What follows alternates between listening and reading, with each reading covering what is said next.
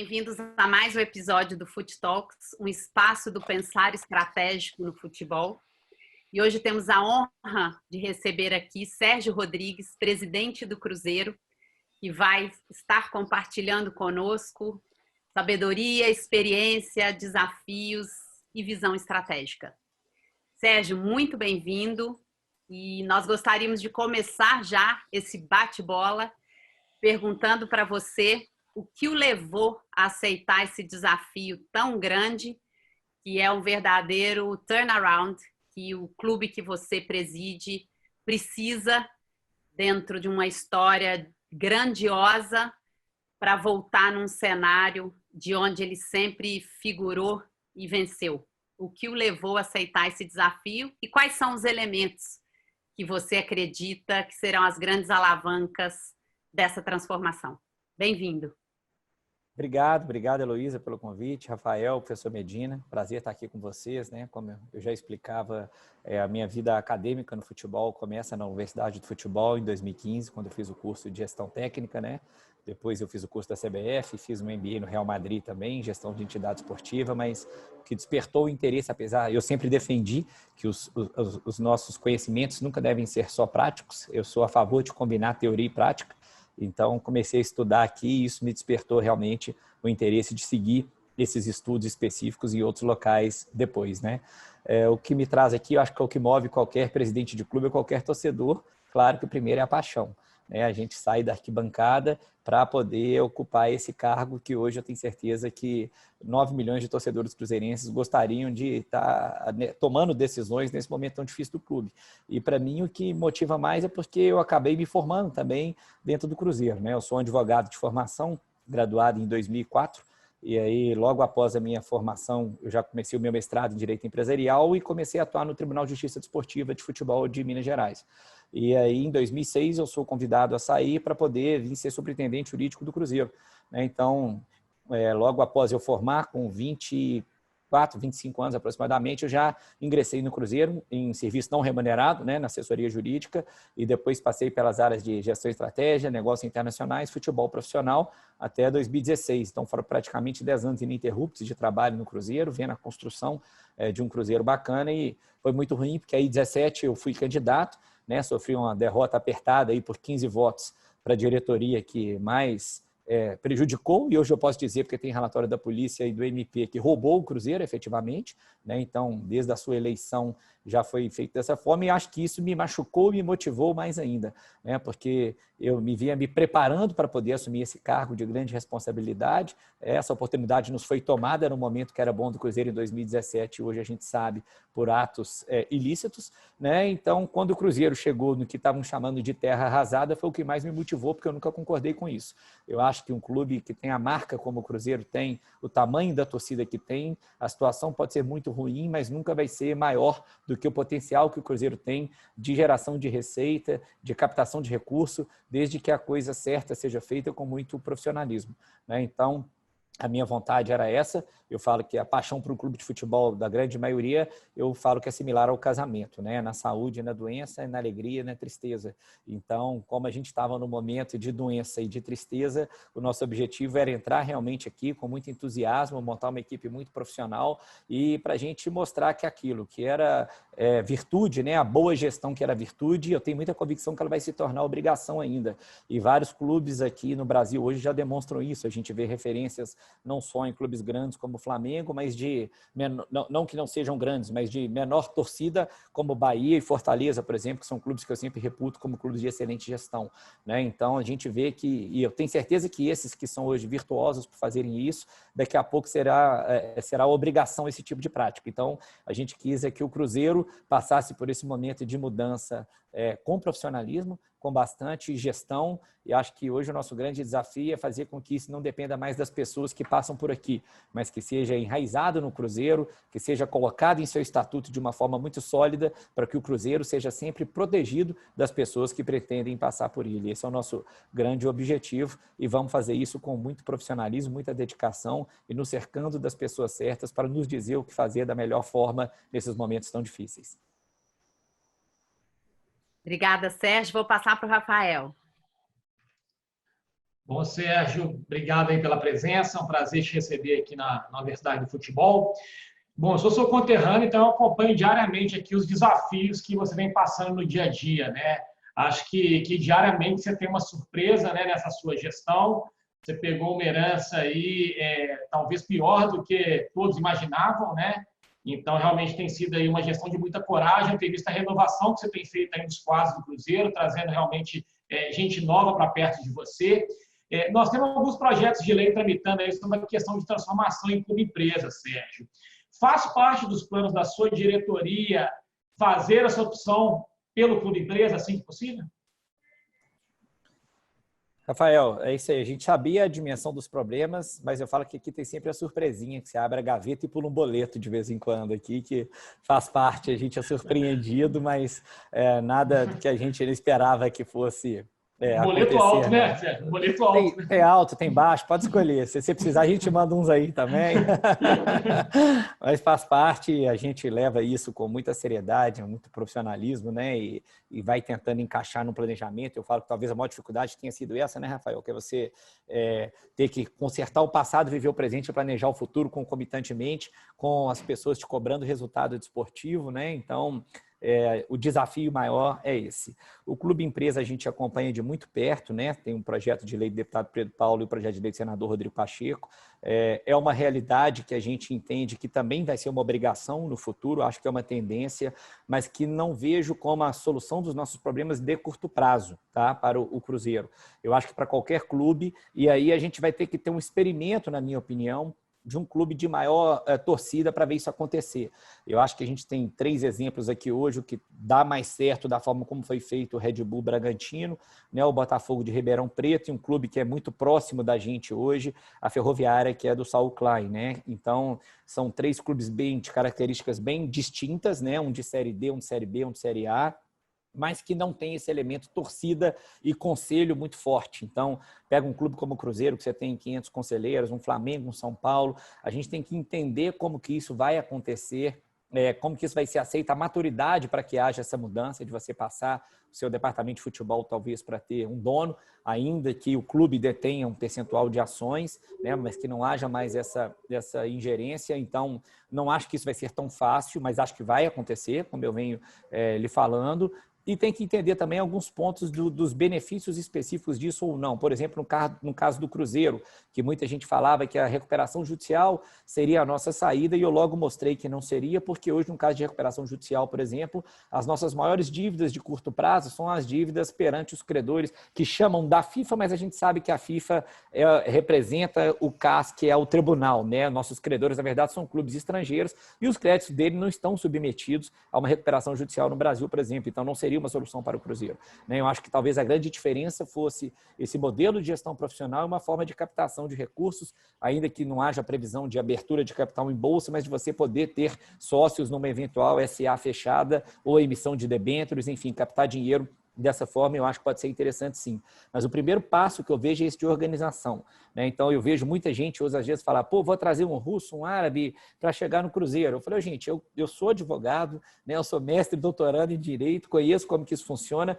Ninguém vai pôr dinheiro no Cruzeiro hoje se a gente não tiver um programa de governança, de compliance, como você mesmo falou. Eu instituí aqui um comitê de ética e de compliance. Se a gente não tiver um planejamento estratégico, em 99 anos o Cruzeiro nunca teve e agora está tendo, a gente contratou uma empresa que presta serviço para grandes multinacionais para elaborar o nosso primeiro planejamento estratégico, e que não tiver um norte de como as coisas serão resolvidas, né? Então, eu acho que o Clube Empresa vai ser uma necessidade, uma obrigação, só que cada clube, dentro da sua particularidade, vai ter que entender o seu momento. Acho que a força, ou dizer que ela vai ser a solução de curto prazo, eu discordo que seria.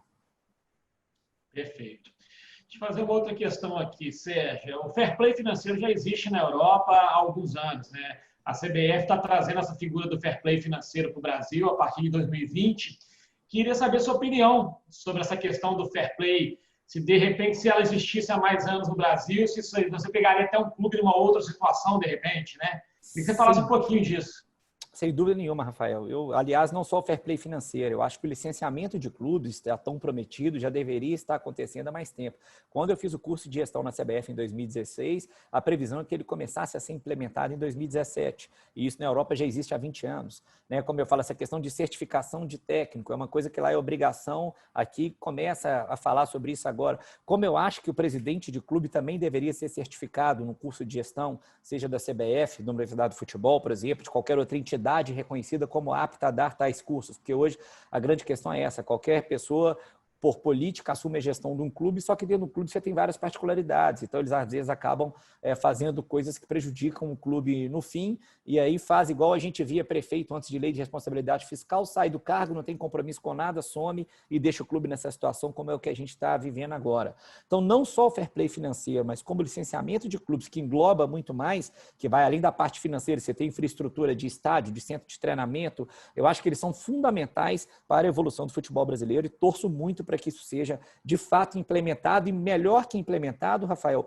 cobrado quanto antes, que o grande problema no Brasil, a gente sabe, inclusive em relação a leis, que leis nós temos até demais, é a impunidade que tem depois. Então, o que a gente não pode ter é o mecanismo existir, mas você não ter a punição efetiva pelo seu não cumprimento. Então, sou a favor do fair play financeiro e do licenciamento de clubes de forma plena, mas que seja implementado, cobrado e punido quem não cumprir. Sérgio, você como o mais alto mandatário do Cruzeiro, como é que você pretende assim conduzir profissionalmente as dimensões políticas, né, que ela está aí no seu entorno, a dimensão administrativa e a dimensão técnica, né? Como é que você encara, né, os desafios da gestão e de ver essas três dimensões de forma coesa, integrada?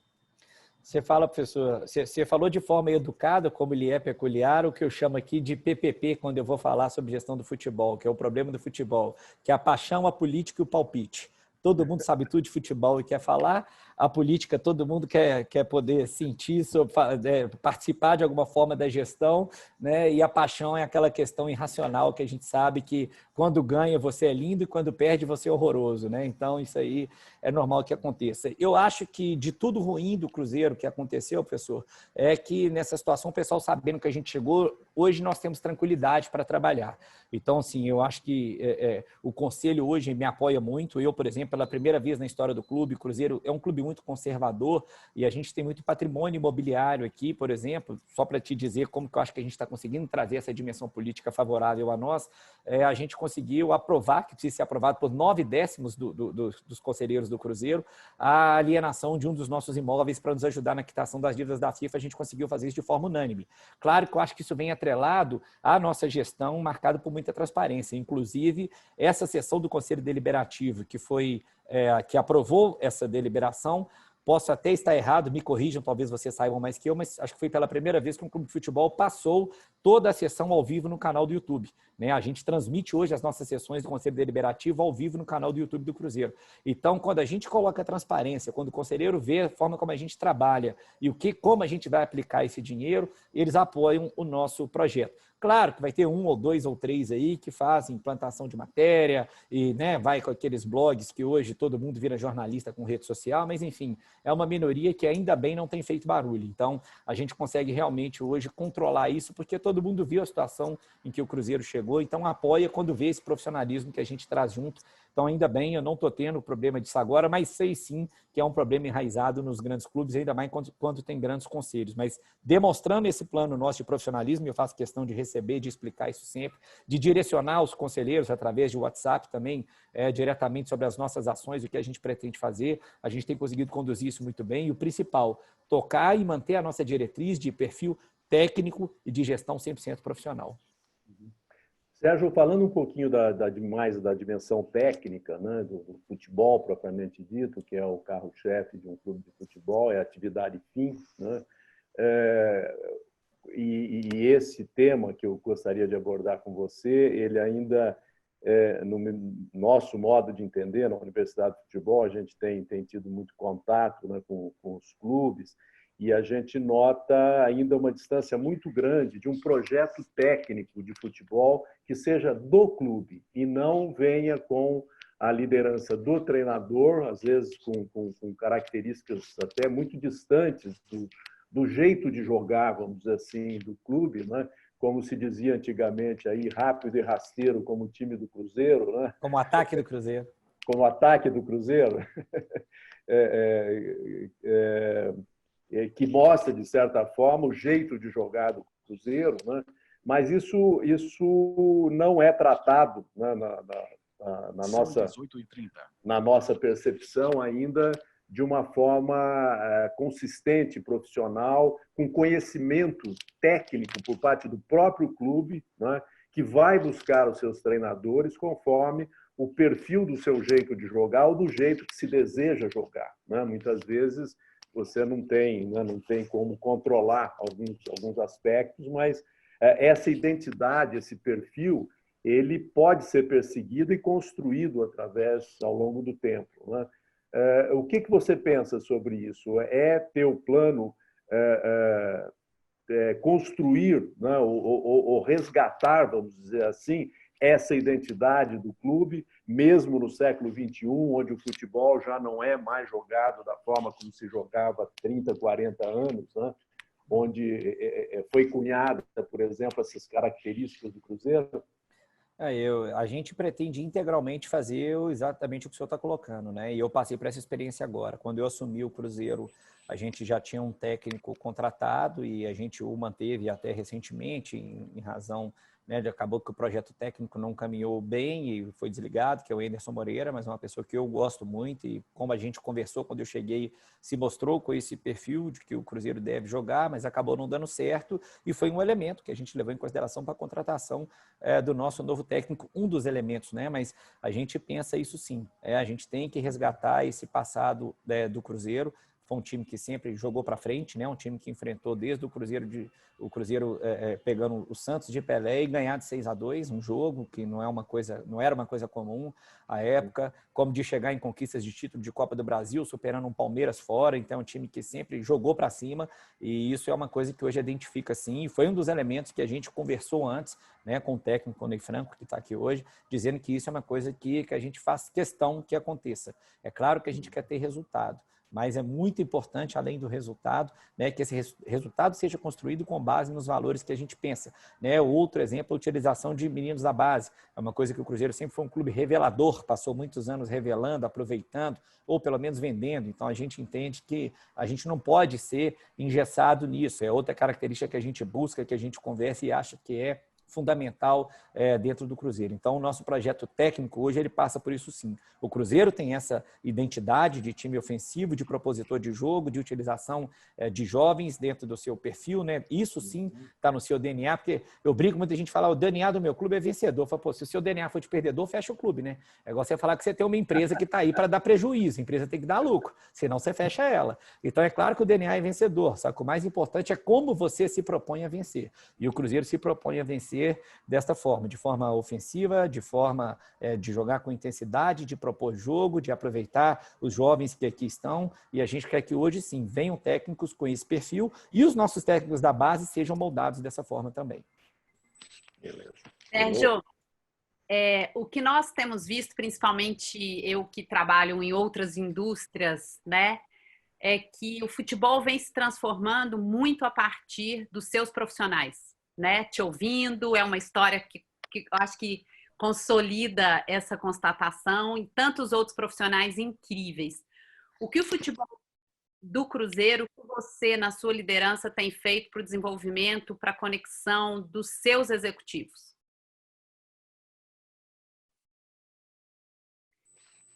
Está no mudo, Sérgio. Nós não estamos te ouvindo. Está no mudo. Desculpa, eu estou até abrindo aqui para te dizer que eu acho a primeira premissa que a gente fez aqui para poder modificar um pouco a visão de como a gente vê futebol e vê indústria, eu guardo comigo muito e falo até em algumas entrevistas que eu já dei aqui, quando eu fui em fevereiro desse ano agora para o All-Star Game em Chicago, eu fui convidado para ir até lá, e aí conversando com o Rodrigo Vicentim, CEO da NBA, e quando ele pergunta, o que você acha que a NBA vende? E eu achei que eu era muito esperto, que a resposta era óbvia, eu falei basquete. Aí ele falou, não, a NBA vende conteúdo. Né? Então, e mostrando como a NBA monetiza com isso. E eu sempre fui fã de esporte americano, sempre que eu estou nos Estados Unidos, eu faço questão de ir a jogos da NFL, da NBA, que eu admiro, por causa daquela expressão que a gente fala do sportainment, né? Eles saem do jogo, às vezes o menos preocupante é o que está acontecendo ali na quadra, né? Ou no campo. Mas é tudo aquilo que envolve aquela atmosfera, é o fato de você sair do bar tomando uma cerveja, você vai na loja comprar, você já está mais suscetível a gastar dinheiro ali, né? E por aí vai. Então, a gente quis implementar e mudar isso aqui, sabe, Luiz? Então, para a gente fazer essa conexão, eu trouxe executivos de mercado. Então, hoje eu tenho aqui uma head de Brand Experience, que a gente trouxe, que tem experiência de Audi, de Facebook, de Heineken, que está aqui para tratar não só da nossa marca, mas como da nossa marca para outras pessoas, né? E da interação da nossa marca com os nossos outros patrocinadores. Eu tenho hoje aqui um head de inteligência e CRM. É ele que cuida do meu sócio torcedor. Não é como muita gente faz aquele movimento de colocar no seu sócio torcedor um cara identificado com a torcida, um grande cruzeirense que era blogueiro, porque esse cara fala para a torcida. Eu preciso de números para que eles me expliquem o que é certo, o que é errado e como que a gente vai traçar o nosso futuro. Então, a gente quis trazer esse elemento de profissionalismo e entretenimento para dentro do clube. E aí eu estava até abrindo aqui para você ver. Eu acho que se você abrir hoje a nossa missão dentro do Cruzeiro, dificilmente você vai ver uma missão dessa em outros clubes, que a gente colocou, que a nossa missão é ser um protagonista no cenário esportivo, impactar positivamente a trajetória das pessoas, oferecendo entretenimento de qualidade e promovendo transformação social. Então, a gente entende que dentro de um clube de futebol a gente tem que ter o desempenho esportivo, mas mais que isso, a gente tem que fazer entretenimento e acho o elemento de responsabilidade social muito forte para um clube de futebol, muito forte. Eu acho que é fundamental que isso seja explorado. Eu vejo até além. O meu doutorado, que eu curso em Portugal, a minha tese versa sobre o esporte como instrumento de cultura de paz, né, aliando como que o esporte pode ser fundamental para as mudanças do mundo e as resoluções da ONU que tratam sobre a cultura de paz. Então, a gente tem uma veia muito forte disso aqui no Cruzeiro. Nós, por exemplo, instauramos um comitê de inclusão social e diversidade, no qual a gente discute diversas formas de inclusão e aceitação de minorias, de como que a gente pode colocá-los aqui. Então, eu faço semanalmente, minha forma de comunicação com os torcedores aqui é uma live semanal. Então, eu falo pelo canal do YouTube do Cruzeiro, nós temos tradução em Libras dessa live. Hoje a gente tem o Cruzeiro em Libras, toda semana a gente tem um informativo feito em Libras também. E é uma coisa que a gente usa, e assim, o Cruzeiro começou ganhando, todo mundo estava achando lindo. Hoje o Cruzeiro está perdendo, eu só tomo porrada por causa da live. É só marketing. Não é a minha forma de comunicação. E eu acredito nesse projeto, e eu vou manter ele, independentemente do resultado de campo, né? Então, a gente continua fazendo isso e estamos tentando enxergar e fazer isso de forma diferente. Assim, a gente pegou o futebol de pandemia, quer dizer, assumimos o mandato no meio da pandemia.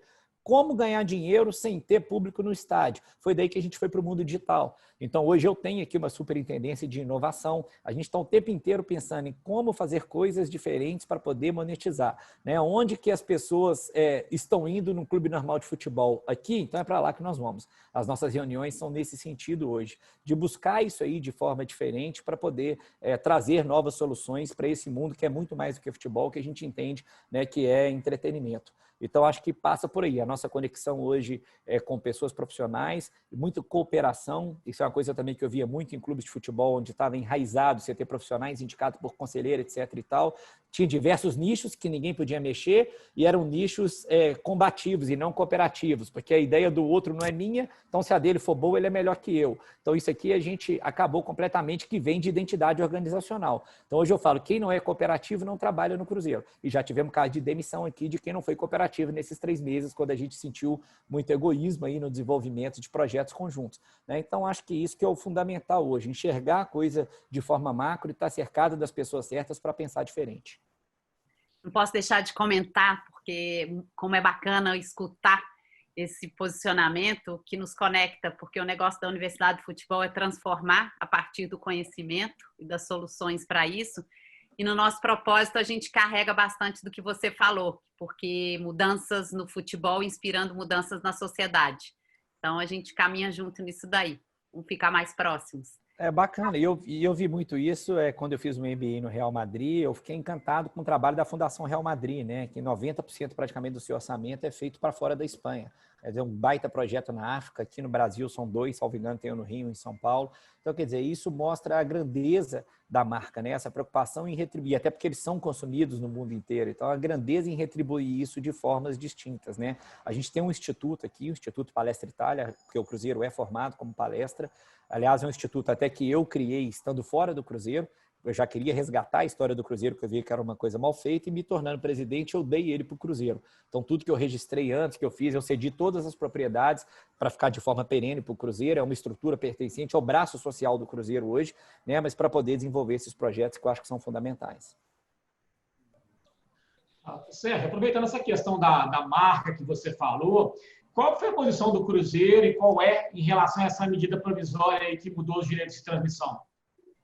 A gente assinou alguns abaixo-assinados aí, né, junto com os outros clubes, é o que a gente entende. Positivo, é óbvio que é, mas o grande problema que eu vejo, se a gente for falar até de futebol de uma forma geral, é a forma como foi feito, né? Eu sou muito a favor de que as coisas sejam feitas de forma coletiva, mas não é da boca para fora, é de verdade, porque outro dia eu até participei de um debate, eu já falava disso aqui, quando a gente fala, eu quero que no brasileiro seja tudo igual, mas aí chega no mineiro, eu vou me juntar com o Atlético e com a América e vou explorar os outros 9 do interior. Não é que é isso, a gente tem que buscar uma coisa sistêmica a favor de todos, e eu sou a favor que as coisas sejam feitas de forma coletiva, para que sejam feitas melhores, né? Eu converso muito com o Sérgio Sete Câmara, presidente do Atlético Mineiro, é um amigo pessoal que eu tenho, né? E a gente é advogado como eu, né? Já temos uma amizade antiga, e eu falo isso muito. Talvez um patrocínio que eu fechar de 1 milhão e ele de 1 milhão, quando a gente fechar junto, vira 2 para cada. É o jogo do ganha-ganha. E acho que, no geral, deveria ser assim também. Se a gente estimula a competitividade, a gente valoriza o nosso campeonato. Então, voltando lá onde eu me inspiro muito nas ligas norte-americanas, se cada time fosse fazer o seu fornecedor de material esportivo de forma apartada, um ia ganhar muito, mas vários iam ganhar muito menos. E talvez na negociação coletiva eles buscam a mediana, né? Então, mas uma mediana é que eu transformo o produto melhor e aí o meu direito de TV já vai valer mais. Eu admiro muito a NFL por isso, porque eu acho que a NFL é o maior exemplo de liga para poder negociar direitos e propriedades de uma forma geral, inclusive acabando com aquela mítica antiga que tinha no Brasil de que a televisão tira o cara de campo. Se o produto é bom, você vai ter gente que vai ao campo e você vai ter gente que vai ver na TV. Tanto que eles conseguem ser o maior esporte coletivo com a maior média de público presente e é o maior direito de TV vendido.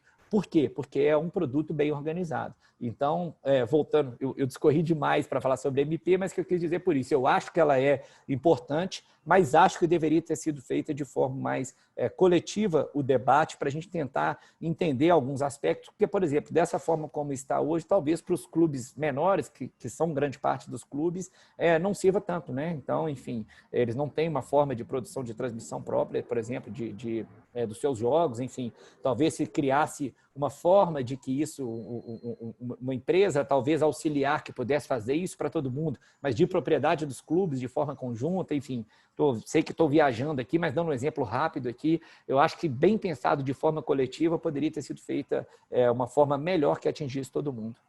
Sérgio, você acredita na possibilidade de um curto prazo, médio prazo, a formação de uma associação de clubes ou mesmo uma liga? Você vê essa possibilidade concreta pelo que você sente, né, na conversa com outros dirigentes? Eu te dizer desse termômetro hoje, professor, é mais difícil porque, o que eu falei, como eu tenho 3 meses de gestão e a gente acaba que tem tanto problema interno que esses macro a gente não conseguiu trabalhar ainda. Já conversei com alguns que manifestaram, sim, nesse sentido, essa vontade, né? Mas acredito que no médio prazo aí a gente pode construir isso de uma forma propositiva e sólida, sim. E acho, sim, que é uma boa saída para todos. Falando do futuro do futebol brasileiro, do protagonismo do nosso país ou da volta de um grande protagonismo mundial, quais seriam os elementos que você, olhando para um horizonte curto de 3, 5 anos, quais são os elementos que você acha que deveriam ser valorizados ou potencializados para o Brasil voltar mais forte para esse cenário global?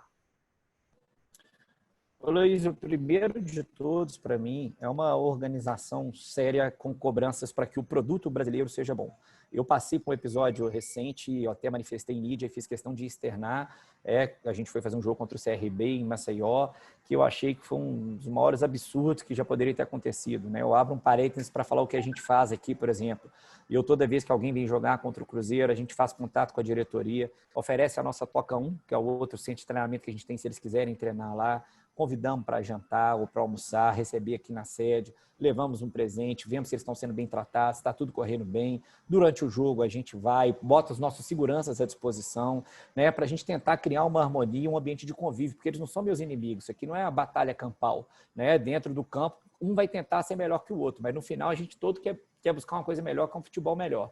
E no CRB, quando a gente chegou, eu tive uma diretoria completamente hostil, se portando como torcedores, xingando a nossa diretoria, hostilizando mesmo. E no momento desse, que nem segurança você tem dentro do estádio, eu reportei isso à CBF, falei, os maiores riscos que vocês correm, na minha opinião, hoje, são esses, porque vocês colocam pessoas, vocês proíbem a torcida, mas coloca diretor que é torcedor, sem sequer segurança, se pega 2 exaltados, aí vira briga de 40 contra 40, acabou, não segura, não tem nem polícia lá, né?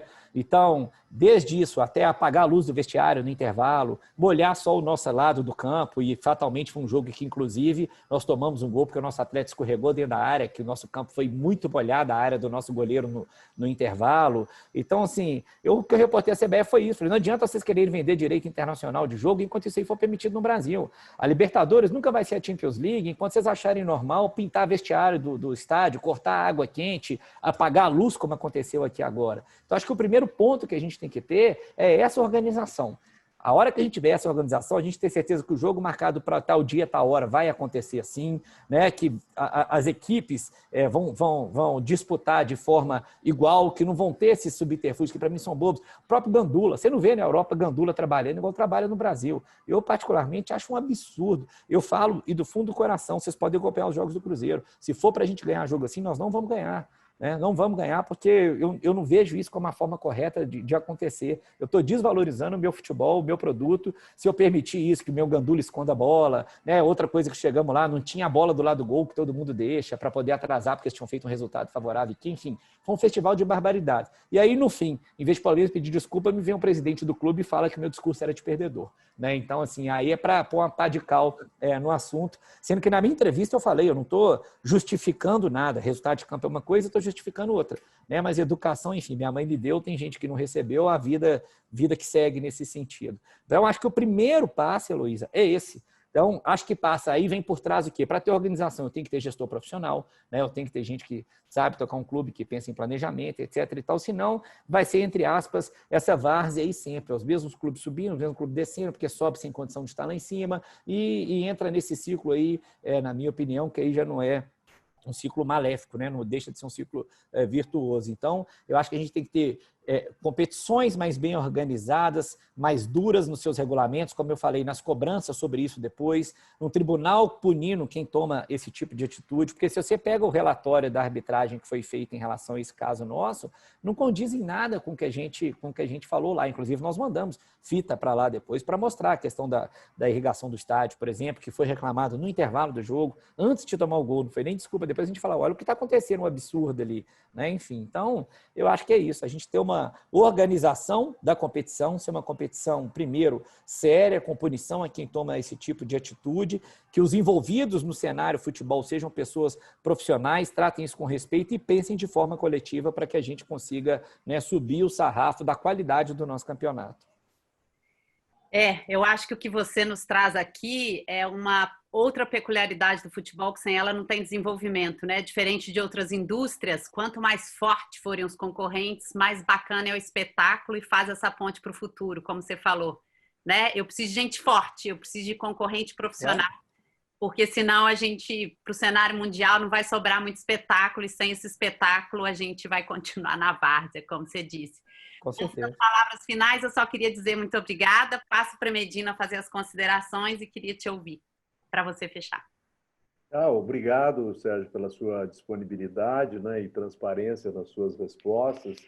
Só pode desejar aí sorte, uma boa gestão aí nessa transição, né, que se você se propôs a fazer com o seu grupo, né, e o futebol brasileiro precisa muito disso, né, que estava embutido aí no seu na sua narrativa, né, na sua visão, né, e é isso que a gente espera e torce para que você consiga o êxito nessa empreitada. Muito obrigado.